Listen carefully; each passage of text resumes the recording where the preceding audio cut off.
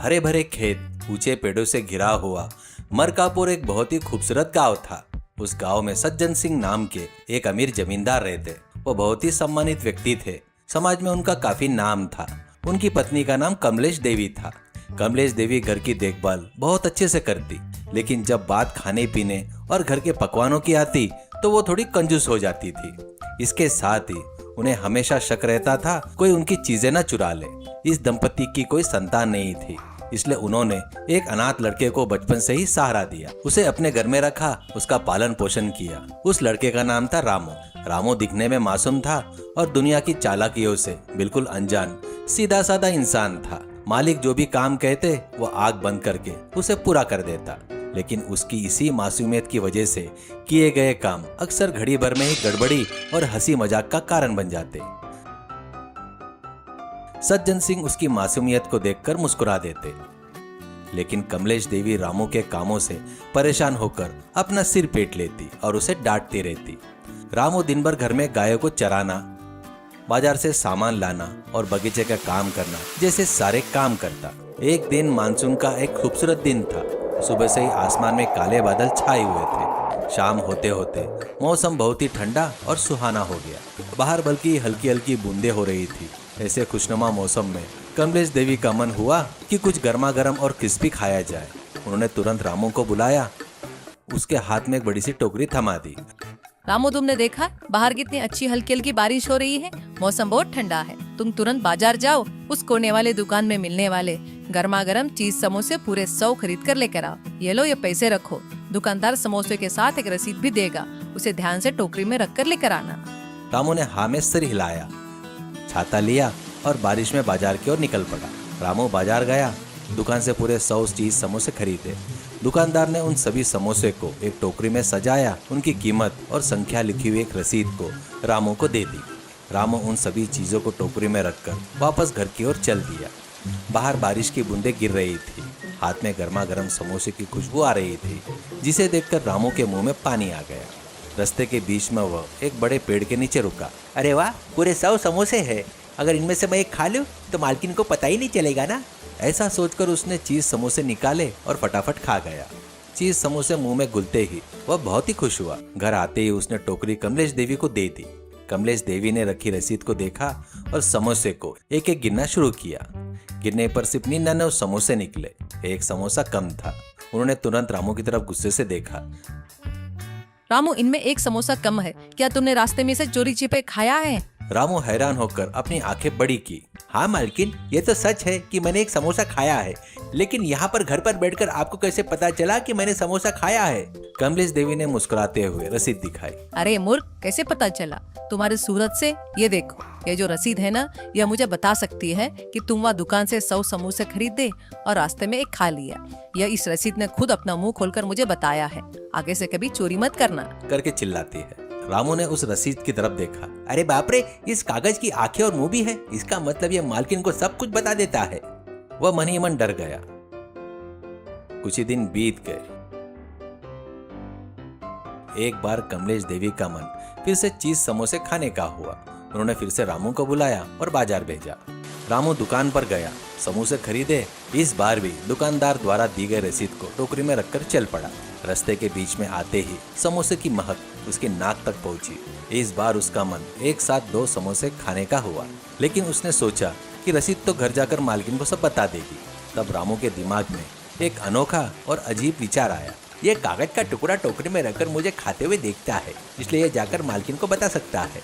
इस बार मैं इसे बिना दिखाई मिट्टी में गाड़ दूंगा। इसके बाद समोसे खाऊंगा तो किसी को कुछ पता नहीं चलेगा। ऐसा सोचकर उसने तुरंत टोकरी से रसीद निकाली।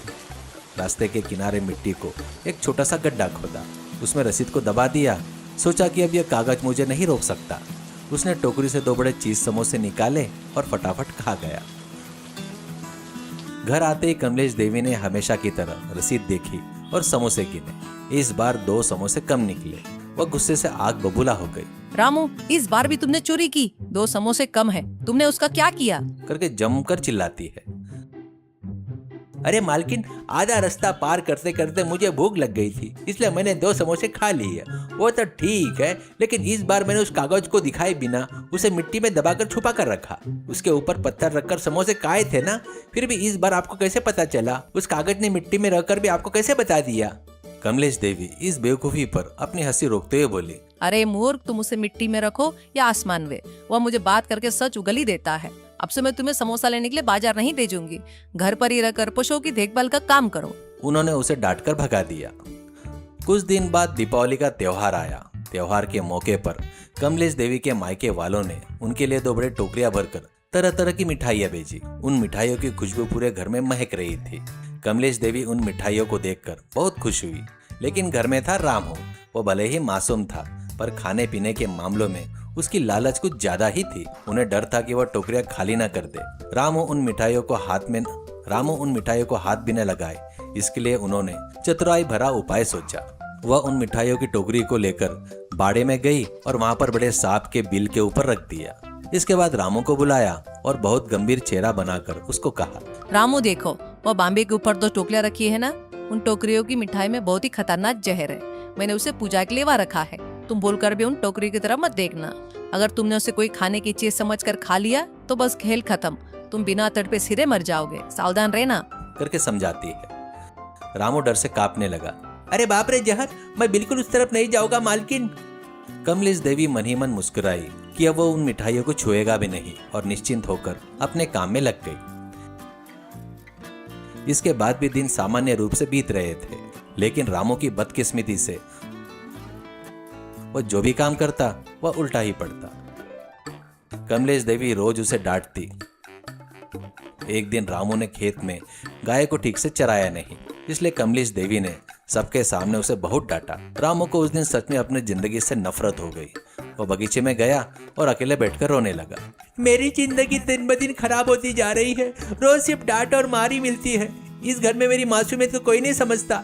ऐसे रोज नर्क जैसी जिंदगी से जीने से अच्छा है कि मैं मर जाऊं। मरना 100 गुना बेहतर है।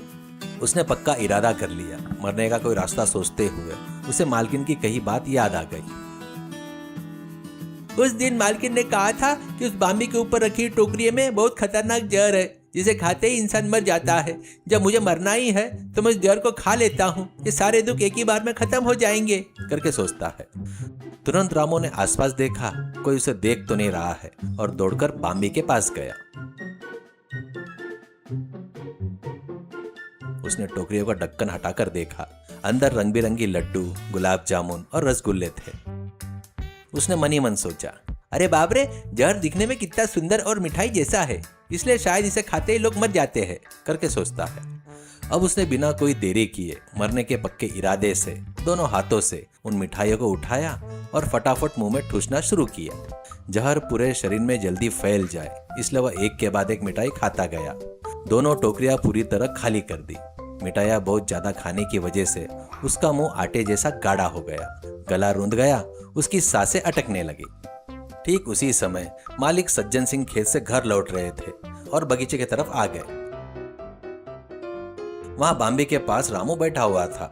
उसका पूरा मुंह मिठाई के रस और मलबे से सना हुआ था। आंखें फटी हुई थी और वह सांस न आने की वजह से तड़प रहा था। यह देखकर सज्जन सिंह घबरा गए। वो दौड़कर उसके पास आए। क्या हुआ रामू तुम्हें? तुम ऐसे क्यों तड़प रहे हो? मुंह में क्या है तुम्हारे? रामू के मुंह से आवाज नहीं निकल रही थी। उसने हाथों से पानी का इशारा किया। सज्जन सिंह तुरंत पास के कुएं से पानी लेकर आए, उसके मुंह पर छिड़क दिया, उसे पानी पिलाया। पानी पीकर रामू थोड़ा होश में आया और वह जोर से रोने लगा। क्या हुआ रे? रो क्यों रहा है? आखिर क्या हुआ? कुछ नहीं मालिक, मेरी जिंदगी बहुत ही अन्यायपूर्ण हो गई है। मालकिन मुझे रोज डांटती रहती है। आज उन्होंने सबके सामने मुझे डांटा। मुझे अब यह जिंदगी नहीं चाहिए। मुझे अपनी जान देनी थी। उस दिन मालकिन ने कहा था कि इस बाम्बी के ऊपर जो टोकरियां है इसमें बहुत खतरनाक जहर है, इसलिए खुद को मारने के लिए मैंने वो सारा जहर खा लिया। लेकिन अभी तक मरा क्यों नहीं मालिक? करके बड़े ही मासूमियत से पूछता है। सज्जन सिंह को पहले तो कुछ समझ में नहीं आया। उन्होंने रामू की दिखाई गई टोकरी को देखा। वह पहचान गई कि टोकरियां उनकी सास के घर से आई हुई दीपावली की मिठाइयों की टोकरियां हैं। तुरंत उन्हें पूरी बात समझ में आ गई। उनकी पत्नी कमलेश देवी ने मिठाइयों को बचाने के लिए रामू से झूठ बोला था। सज्जन सिंह जोर से हंसने लगे और रामू को लेकर घर आए। उन्होंने रसोई में काम कर रही कमलेश देवी को बाहर बुलाया। कमलेश देवी रामू का चेहरा और उसके हाथ में खाली टोकरियां देखी वह हैरान हो गई। सज्जन सिंह मुस्कुराते हुए बोले, अजी सुनती हो कमलेश, ये रामू मरने के लिए तुम्हारे मायके से आया हुआ वह सारा जहर खा गया, देखो। तब कमलेश देवी को अपनी गलती का एहसास हुआ। उन्होंने अपना सिर पकड़ लिया। हे भगवान, अब मैं क्या करूं बताइए। इसे खाने का बहुत लालच है। उस दिन बारिश हो रही थी तो मैंने चीज समोसे मंगाए थे। मैंने इसे डराने के लिए कह दिया था, रशीद का कागज बोलता है। फिर भी उसने मिट्टी में छुपाकर चोरी से समोसे खाए। इसकी चालाकी को देखकर मुझे डर था कि मायके से आई हुई दीपावली की स्वादिष्ट मिठाइयाँ ये एक न एक दिन खत्म कर देगा। इसलिए मैंने झूठ बोला था इसमें जहर है, ताकि ये इसे छुए भी ना। लेकिन यह मरने के लिए उन दोनों टोकरियों की मिठाई को अकेले ही साफ कर दिया। ये मैंने सपने में भी नहीं सोचा था। इसकी मासूमियत के चक्कर में मेरी सारी मिठाइयाँ चली गई। वह अपना सिर और मुंह पीटते हुए पति को पूरी बात बताने लगी। यह बात सुनकर सज्जन सिंह हंसते हंसते लोटपोट हो गए। रामू भी खुश हो गया। ओहो, तो वो मिठाइयाँ थी, जहर नहीं था ना, इसका मतलब मैं नहीं मरूंगा। कमलेश देवी मासूम रामू को देखकर सोच में पड़ गई कि रोए या हंसे। उस दिन के बाद से उन्होंने रामू को किसी भी चीज को लेकर झूठ बोलना छोड़ दिया। सीख, दूसरों को काबू करने के लिए या अपनी चीजों को छुपाने के लिए अगर हम झूठ का सहारा लेते हैं तो वो झूठ कभी न कभी हम पर ही उल्टा पड़ जाता है और हमारा नुकसान कर देता है। यह हमें हंसी का पात्र बना देता है। सीधे साधे और मासूम लोगों के साथ ज्यादा चालाकी दिखाने से खुद के लिए मुसीबत खड़ी हो जाती है। इसके साथ ही जीवन की छोटी मोटी परेशानियों से तंग आकर आत्महत्या जैसा कदम उठाना बहुत ही बड़ी बेवकूफी है।